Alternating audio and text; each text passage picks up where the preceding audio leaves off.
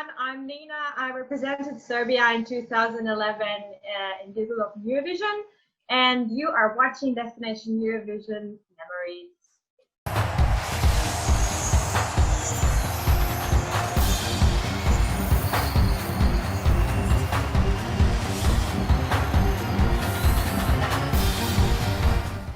Hello, I'm Sebastian. I'm Maciej. And you are watching Destination Eurovision Memories with a phenomenal guest which I always dream to chat. And it's Nina, who representing Serbia in 2011 in Düsseldorf with Caravan. Hello, Nina. Hi guys. nice to be here. Thanks for having me. And thanks that you join us today because it's really awesome. All right, so maybe let's start with the thing which possibly lots of people want to know from you. So we will see a little bit your performance from Düsseldorf 2011. So please let us know, do you remember what you have in mind when the lights go out and your 3 minutes in the grand final of Eurovision Song Contest started? Wow. I was speechless. I mean, it was definitely out of this world experience. And I guess like when someone asked me about, the exact feeling that I had when I was on that stage, I would say I just had this amazing energy coming from the audience. It was just like a boom, it hit me. And I was like, wow, this is amazing. This is, with, being 21 years old back then, it was just a huge thing. And it was an honor representing my country. So it was just like, you can't compare that feeling to anything. let's just stay with that. I would like to ask, what do you like the most about this performance? And is there anything you would change if you could? I don't think that I would change anything. I really like that we were quite unique in the sense that we had quite a retro performance, and we were so colorful on that stage. And to be honest, we were different from every other singer back then. So I think the creative team from Serbia have did a really good job. And I think everybody sort of was saying afterwards, "Oh my God, I remember you. You were that retro girl, a blonde retro girl, and you had such a happy song." So I really like when I hear those words. Yeah, we can fully agree with this. So please tell us how many points from 1 to 10 you will give yourself and your team for this presentation. Everything, like the whole performance and the singing, or okay. So I guess if we talk about the costumes and the scenography, I would give us quite high marks, probably 8, 9 to 10s.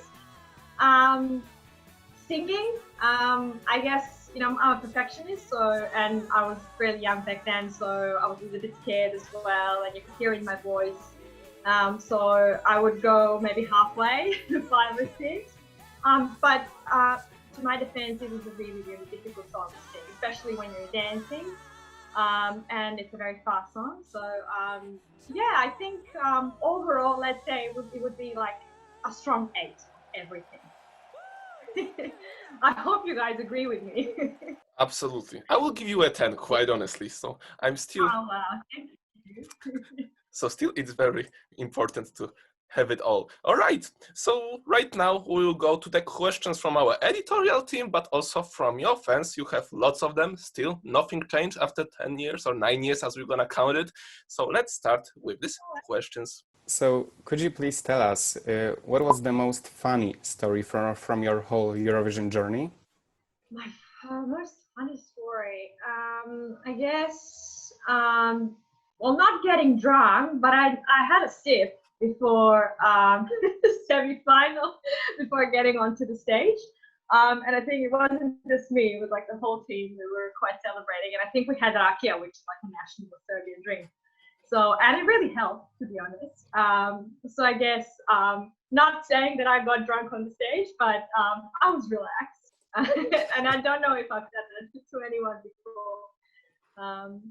but yeah, that would be it. All right. So how about the most emotional moment from whole Eurovision time in 2011? The most emotional moment would touch you really hard. The most emotional moment would be when I got a photo from my husband back then, my boyfriend. Because he stayed in Belgrade.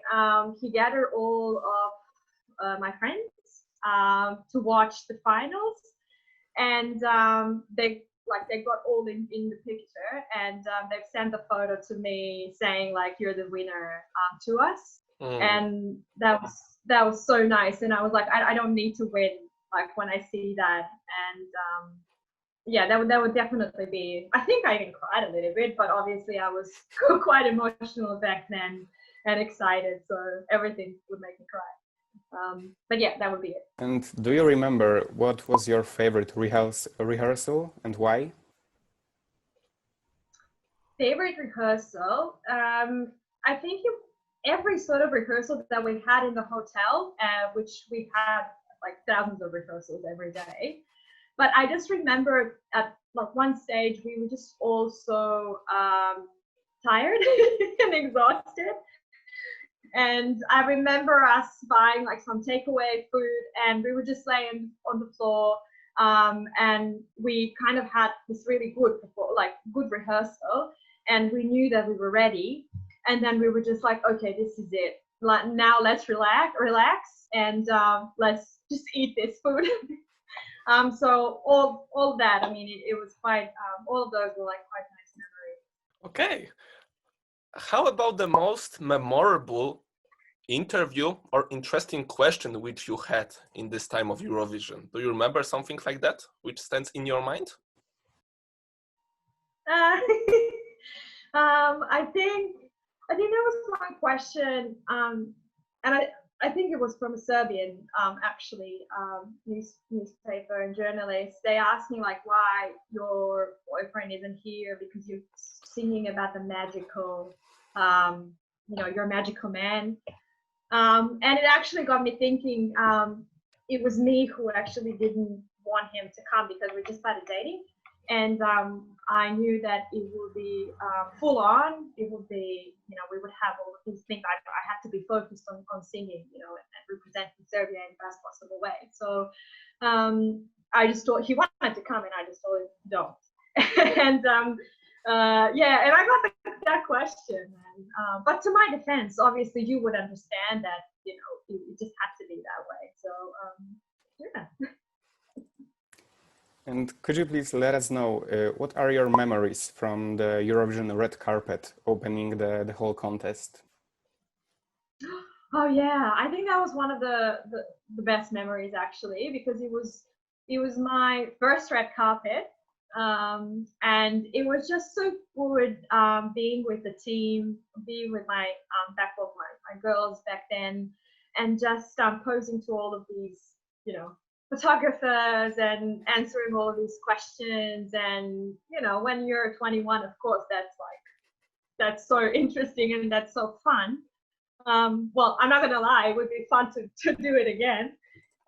So yeah, I think just the whole sort of feeling of being there and knowing that you're there to represent your country, it's just an honor, and it's an amazing feeling. All of us have some imaginations about Eurovision when we are watching it on TV.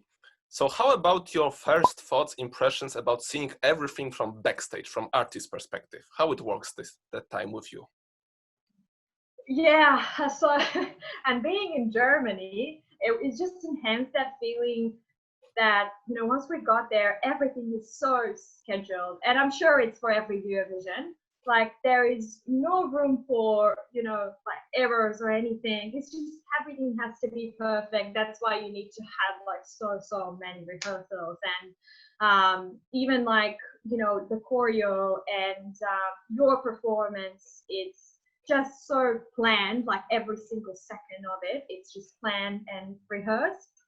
And I guess that was my first impression. There is a lot of hard work that goes into those 3 minutes that you actually see on TV, right? And it looks to you like it's oh wow, like she's just natural. And but trust me, it's not that natural. It's really, I mean, of course you're enjoying it as well, but just be aware that everything is really, really planned and really well organized. And as I said, being in Germany was even more like on spot. Do you have any favorite songs and performances from other participants? From that year? Yes. Um, Look, I really like the winning song from Azerbaijan. It was a really nice duet. And I also like Slovenia, so Maja from Slovenia that year, and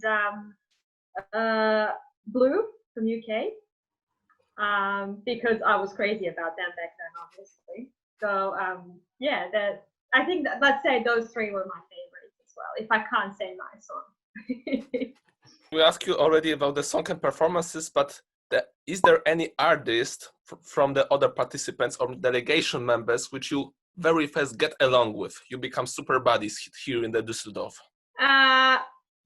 Well, I do remember that, we were hanging out with Luke, with all of them, especially my girls. They were just like very chatty to them, and they were quite open to, just hanging out at all those parties, and which was quite a surprise for me because I thought that they would be like, oh, they want, they're such a big, huge stars back home and in the world.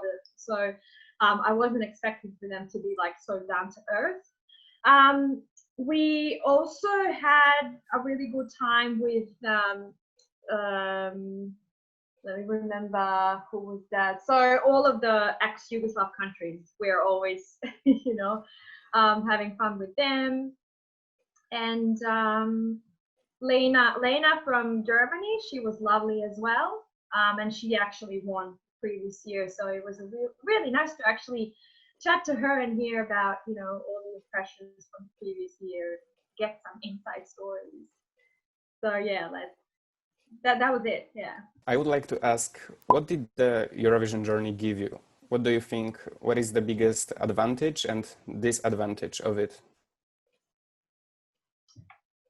I guess advantage, there's so many advantages of it because, your music career just skyrockets afterwards because Eurovision is such a big, music festival that, showcases all these nations, and just being part of that was crazy. And again, being just 21 and not having, I had some music career, but not, of those sort of levels. And then again, I guess afterwards it opened the doors to me to do what I want, which was in a sense, so I had a band back home, and it was way easier to actually get all the gigs, and I really enjoyed gigs afterwards with them. And I think I've grown like musically, professionally, and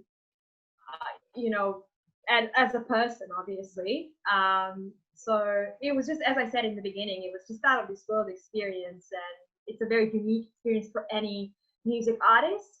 And yeah, so in terms of disadvantages, I guess people expect from you to afterwards, like automatically for you to continue with the music in that sort of like very, very fast pace and produce a lot of music, and everybody expects from you that.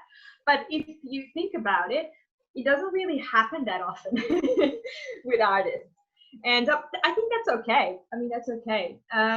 So I guess what I wanted afterwards, because I was at uni and I was still finishing my studies, I just wanted to take a step back and finish my studies and finish that other part of my professional career. And I guess many people back then were quite disappointed that I didn't use all of that to actually maybe be a musician. So just a musician, not to have any other sort of professional aspect of my life. So I guess there was a little bit of that, I didn't know, you know, whether if it's going to be accepted by the audience well, but I guess it is what it is. It's my life, and I decided to actually take it easy and not be as active as maybe, you know, some people would expect me to.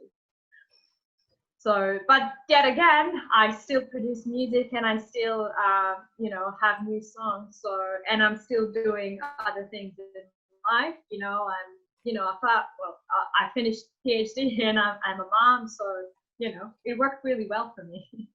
And the final question, unfortunately, but maybe it's gonna be interesting. Is there any secret about your Eurovision journey which you never told anyone in public, and you can share it with us right now? Secret? I can't remember actually. That's a pretty tough one. And it's been 10 years, so almost 10 years. So even if there was, I don't think I would remember. So many things have happened actually since then. So I guess, well, obviously, there wasn't a wig. I often are asked, you know, whether my hair was a wig or not. Or was it my natural hair? Yeah, it was my natural hair. So that's not really a secret. But the amount of work that had to be put in to have that very little amount of hair on your head was huge. Every day there had to be like a lot of things happening with you know, because I have a curly and long hair, and it had to be sort of, you know, worked a lot. So after that, I immediately, like literally second day after I came back to Serbia, I dyed it and I changed it, and I just got it longer and longer, like every year. So yeah, that was interesting. I don't know if people are interested to hear that, but that's my secret. Okay, ladies and gentlemen, we are very sad to tell this, but this is the end of our interview. Phenomenal Nina from Serbia 2011. Please subscribe our channel to make sure that you won't miss any more materials. And one more question additional, because people gonna kill us. Nina, please, where we can find you on social medias, where people can be on touch with your new music. How about these things? Okay, so I do have YouTube channel. It's called Nina Music, so one word, Nina Music.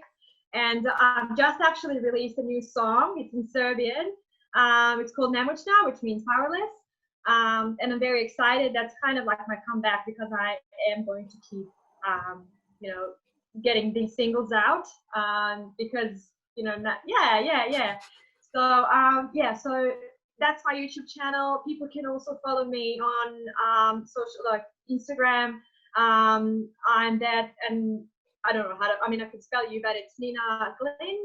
So, or they can find me as my name and surname, so Danica Prodanović. If you can just write that down somewhere in the description for people to find me, that would be great.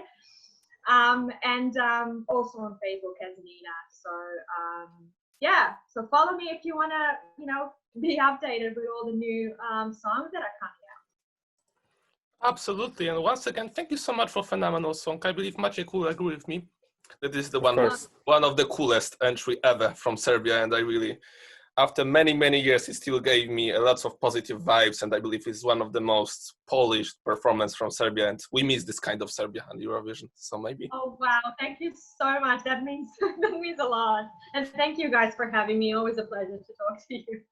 Exactly. So I really hope that we won't meet this time only. Maybe in the future, maybe very soon. You don't even know. So please check out our Destination Eurovision channel. And thank you so much for your time. Bye bye.